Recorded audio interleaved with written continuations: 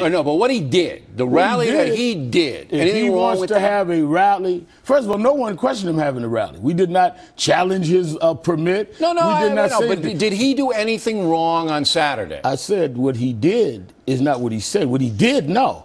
But you got to remember, he was the one that said that he was going to reclaim the civil rights movement. He wants it for everybody. And that it was going to be done. No, he said, I'm going to reclaim the civil rights movement. For everybody. And that now you're putting words in his mouth. No, I'm not. He says it every day on his radio show that Dr. Martin Luther King is not the sole property of African Americans. No, that's the whole thing. No one ever said Martin Luther King was the sole property of African Americans. But that's what Beck the saying. Opposite of it. But he said that he was going at that moment and seized the moment. That's when some of us got in. When he announced this march and traveled all over the country with you for a year, no one criticized it. When he got that date, no one criticized it. When he said he was going to take the civil rights movement, that's when we had a right to address it. Had he never said that, let's review. We never would have said a word. Let's review. Okay. So you weren't saying that they were doing anything disgraceful. You were just trying to say to your folks, don't go over there and cause any trouble. And if anybody does anything, don't disgrace us. And you have no problem with what happened at the rally. Do you think it was a positive thing for the country? I haven't seen the whole rally, but I think that if he talked about God and country, then my question would be, which he still hasn't answered, I watched his segment with you, then how do we apply that? All of us believe in God. But it wasn't an application deal. He wanted to stay away from politics. But that is not what he announced, Bill. He said that we are going to seize the civil rights movement. That's application. How do you implement rights? All right. How about next year, you and him having a rally together? If he wants to stand up for civil rights and against inequality, I think that's what he's doing. And unfairness. No, that's not what he's doing. He's talking about a theocracy. No. He's not talking about fighting against equality. Read Dr. King's speech. I tell you what, why don't you ask him next year, if he does it that day to any day, read Dr. King's speech where he talks about police brutality and he talks about the check being cashed equally in this country by blacks, and see if he agrees with the speech. He admires the man. Does he admire what the message of the man is? That's the question. Reverend, you're a stand-up guy for coming in, as always. We appreciate it. Good to see you. Thank you, Directly sir. ahead. Charles Krauthammer has been thinking about the political implications of the big rally, and he will be here. And then, President Obama actually addressed the Beckmeister. Juan and Mary Catherine will tell us all about that coming up.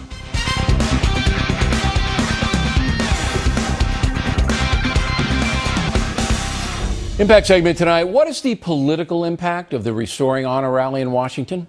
Joining us now from our bureau down there, Fox News political analyst Charles Krauthammer. So, you know, it's hard to put this, you're speculating here, but it's an educated speculation. So you got all these people, and as we just heard from Al Sharpton, he had a few people. Sharpton says he wasn't going for the big statement, but let's be honest, Al Sharpton or anybody else on the left is not going to get nearly as many people as Glenn Beck did. So that means what?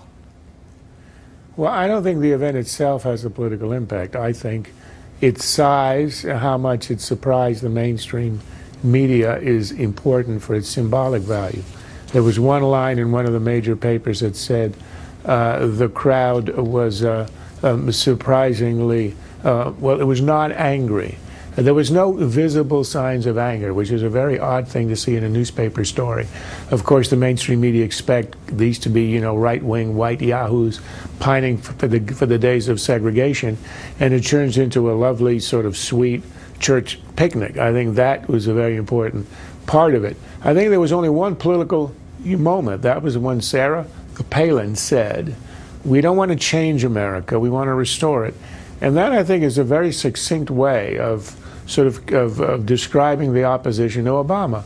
The people who want to change America fundamentally, which is what he says he wants to do, he said it again and again, are people who see America as a flawed nation, sinful in many ways. That's why he goes abroad and he apologizes.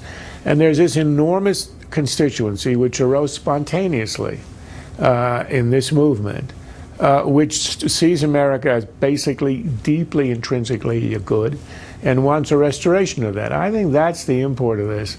It sort of crystallized where the ideological differences are without it being explicit. That was the only, I think, even obliquely political statement, but I think it's very, very important. If this kind of exposition is duplicated, and you know how Americans are, I mean, they're trying to figure out what exactly Glenn Beck is trying to get at. What is the issue here? And it's not a simple black and white issue. It's not the anti-war movement, Charles. You know what I'm talking about? We don't like the war in Afghanistan, so let's get the hell out of there. This is a much broader perspective from Beck, who says, look, the reason the country's in decline, in his opinion, is because we've gotten away from Judeo-Christian philosophy, that we don't respect God anymore, we don't have a value system that promotes the welfare of all. That's a pretty heady thing, and it's not easily translated into a soundbite. Now, the question is this going to become a tsunami and knock all of the secular left off their perches? I don't think so. I don't think this really was about Beck, although I admire his capacity to draw a crowd like that and to inspire them. Basically, he was the instrument of this. I think what this is, if you want to be really analytic about it, is the Tea Party movement showing its other side. Remember, it grew up spontaneously as an opposition movement. Opposition to Obama's agenda to change America, to expand the reach of government, higher taxes. So it began explicitly political, mostly economic issues, and a kind of resistance. It was a negative movement, an admirable one, but negative. I think what's happening here is what we saw in the march, in the rally, was the positive side. The side that says not what it opposes, but what it believes in. Yeah, we can be a better nation, and here's the road to that. Right, the values, the honor, the military, the family, and all that. And I think in some ways that's important, because the movement has to show it isn't only opposition, it also has values. I think that's the political importance of this. Charles. We appreciate it. Plenty more ahead as the factor moves along. This evening, President Obama has weighed in on the Beck rally. Juana Mary Catherine will tell us all about that. Also, Bernie Goldberg on how the media is spinning the situation. That should be interesting, and we hope you stay tuned for those reports.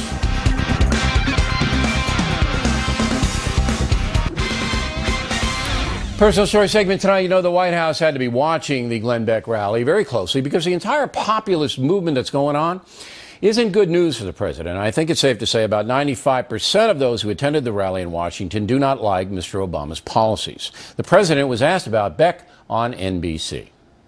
It's not surprising that somebody like a Mr. Beck is able to stir up a certain portion of the country. That's been true throughout our history. What I'm focused on is making sure that the decisions we're making now are going to be not good for the nightly news, not good even necessarily for the next election, but are good for the next generation. And I'm very confident that those decisions are the ones that we've made. Joining us now from Washington, Fox News analyst Mary Catherine Ham and Juan Williams. All right, Juan, I mean, do you agree with me that this rally isn't going to help President Obama and his administration?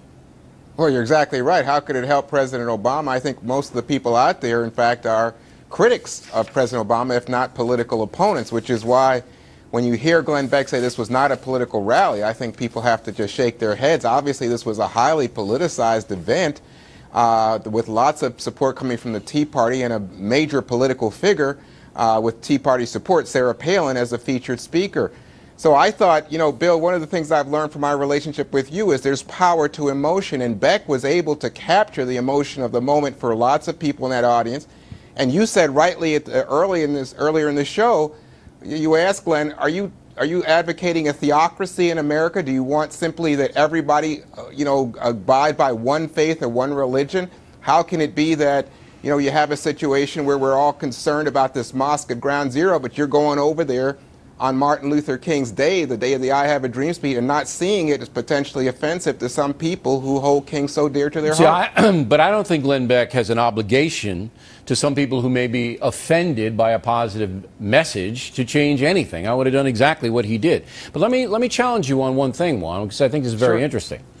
Beck was quite clear on his radio and television broadcasts that he didn't want any political signs.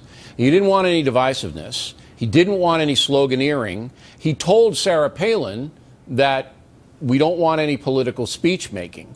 I don't know how clearer the man could be to what the presentation was going to be about. I mean, you heard Al Sharpton say that, oh, yeah, well, he said that he was going to do X, Y, and Z. I'm telling you, I know Beck better than anybody. I never heard him say anything political or racial about this whole deal. All he wants is to get America's mindset back into the Judeo-Christian flow. Now, you may disagree with that, Juan, but No, that's I what agree, the man but wants. Bill, And he mobilizes all these people out there, and they attack him viciously for that. But Bill, is he now Father Beck? I mean, He can be Father whoever he wants to be. No, Beck he has freedom of speech. If he wants the country to return to Judeo-Christian values, Bill, he can say that. Let me challenge you for a second. Do you honestly believe this is anything more than a dodge for a political movement, that he's wrapping himself? Yes, I don't believe not that only in one. the I got to tell you, because I he's know talking Beck. about the terrorists, Beck is and not a he's wrapping charlatan. himself in God's cloak and saying, He this can is rap all about look, God if and he injured loves soldiers. God and believes that's right for the nation, he can do what he wants. But I will tell the audience this: Beck is not a charlatan. If he says it is in politics, it is in politics. Go, Mary Catherine. Look, I had some questions originally about the wisdom of the August 28th date, and it just seemed like sort of maybe picking a fight you don't need to fight.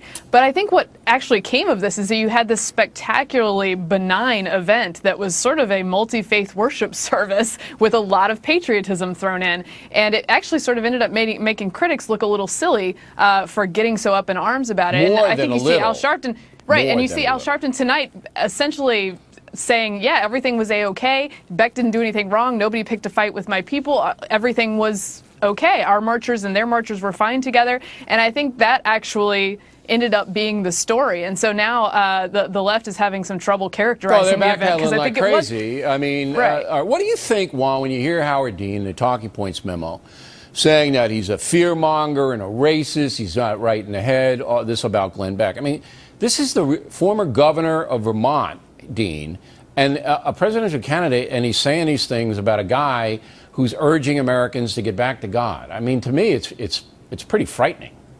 Well, you know what? I disagree with Howard Dean, and I don't think Howard Dean has listened to much of Glenn Beck, because I think lots of Beck's critics jump way before they know exactly what they're dealing with and what Glenn actually says. But in all candor, Glenn did call President Obama a but he racist, apologized. Bill. We went through it. Bill, you don't have to, I don't have to, Mary Catherine, we don't say things like the racist that is the biggest threat to America is President Obama. That's the craziest thing I ever heard. All right, well, he That's apologized offensive. for it. I'm not, listen, I challenged Beck when he said it. I said it was wrong. Beck says it's wrong now. We all make mistakes, especially when you're doing 4 hours of commentary a day, which the man does. Well, all right, Mary Catherine, I'm going to give you the last word on it.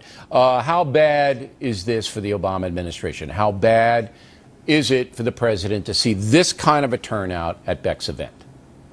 Well, I think obviously not very many people could have turned out this many folks on on a Saturday in August. And I think the left sort of comparing it to Obama's inauguration numbers and saying, well, it was pretty small compared to that, is telling about how big an event this actually ended up being. I think what's most important, and this is the reason they don't have to have a political discussion at the rally, is that the folks getting together and making connections and going back home and becoming activists in their own community, that's what's dangerous to Obama and probably to Democrats. All right. That's Juan, what goes Mary forward. Catherine, That's what as lives always, on. Thank you. When we come right back, Bernie Goldberg on the media coverage of the Beck rally, and some of it is outrageous to say the least. Bernie is coming up.